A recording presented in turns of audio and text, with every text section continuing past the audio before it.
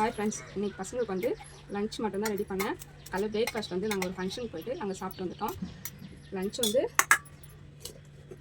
வடித்த சாதம், அப்புறம் வந்து முருங்கைக்கீரை கடையிலுங்க குழம்பு அதிலே ஊற்றிடுறேன். அவங்க வந்து குழம்பு தனியாக எடுத்துன்னு போக மாட்டாங்க, அதனால் அதிலே ஊற்றி கலரிக்கிறாங்க. கேரட் பீன்ஸ் பொரிச்சங்க, அப்புறம் உருளைக்கிழங்கு இது நிறைய வச்சிடுறேன். அவ்வளோதாங்க, மூடிடலாம். இது தயிர் சாதங்க, 3 ஸ்பூன் அளவுக்கு தயிர் சாதம். அவ்வளோதாங்க, லஞ்ச் ரெடிங்க.